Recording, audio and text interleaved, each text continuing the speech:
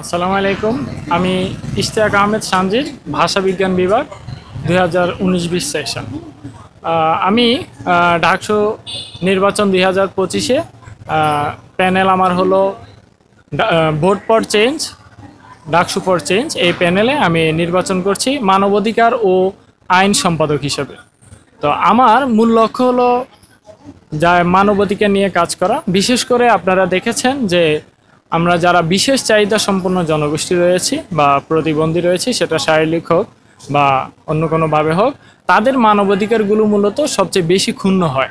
বিশ্ববিদ্যালয়ে বলেন, বিভিন্ন ক্ষেত্রে যারা হুইল চেয়ার ইউজ করে, প্রতিবন্ধী যারা রয়েছে তারা যেখানে সেখানে যেতে পারে না হুইল চেয়ার নিয়ে, ওই ব্যবস্থাটা আমাদের অনেক সময় নাই বা অনেক জায়গাতে আমরা দেখেছি যে ওইগুলা নেই। তো আমার কাজ হলো শুধু তাই নয়, তার পাশাপাশি অন্যান্য যে মানবাধিকারগুলো রয়েছে, যেমন তাদেরকে হয়রানি বা বুলিং বা র্যাগিং ইত্যাদির মতো যে কাজগুলো রয়েছে সেগুলো নিয়ে কাজ করা। মানে আমার মূল কনসার্ন হলো যে যারা বিশ্ববিদ্যালয়ের শিক্ষার্থী রয়েছে বা বিশেষ চাহিদা সম্পন্ন যে শিক্ষার্থীরা রয়েছে তাদের মানবাধিকার নিয়ে কাজ করা, এবং তাদের মানবাধিকার যদি ক্ষুণ্ণ হয় সেই বিষয়ে যে প্রয়োজনীয় বা যে আইনি ব্যবস্থা নেওয়া প্রয়োজন হয় সেটা নিয়ে আমি কাজ করব।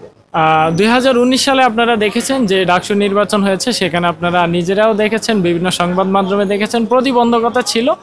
আমরা মনে করি এবারও হয়তো বিভিন্ন প্রতিবন্ধকতা থাকতে পারে, যেটা আপনারা হয়তো দেখেছেন যে ডাকসুর যে নির্বাচনটা রয়েছে সেটা বানচালেরও বিভিন্নভাবে পায়তারা করা হয়েছে বা গুঞ্জন শোনা যাচ্ছে। এখন বাকিটা আমরা সময়ের উপর অপেক্ষা করি, দেখি আমরা কি হয় বা ডাকসু যে নির্বাচন প্যানেল রয়েছেন বা যারা নির্বাচন কমিশনার রয়েছেন তারা কি ব্যবস্থা নিয়ে থাকে।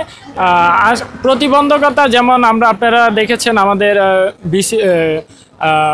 বিপি পদপ্রার্থী বলেছিলেন যে 3টা হলের মধ্যে একটা করে কেন্দ্র দেওয়া হয়েছে। তো ওইটাও এক ধরনের প্রতিবন্ধকতা যে 3টা হলে শিক্ষার্থীরা একটা জায়গায় বা একটা ক্যাম্পিংয়ে গিয়ে ভোট প্রদান করবে। আর আপনারা বিগত বছরগুলোতেও দেখেছেন যে হলের যে সংঘর্ষগুলা সেগুলো কিন্তু মুহূর্তের মধ্যে হয়ে যায়, একটা হলের সাথে অন্য একটা হলের যে সমস্যাটা সেটা কিন্তু মুহূর্তের মধ্যে লেগে যায়।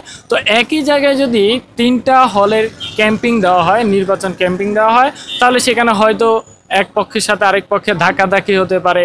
এতে করে সেখানে এক ধরনের বিশৃঙ্খলা তৈরি হয়ে নির্বাচনের উপর বা আমাদের সেই ক্যাম্পিংয়ের উপর বিভিন্ন প্রভাব পড়তে পারে, এই আশঙ্কাটা আমার রয়েছে।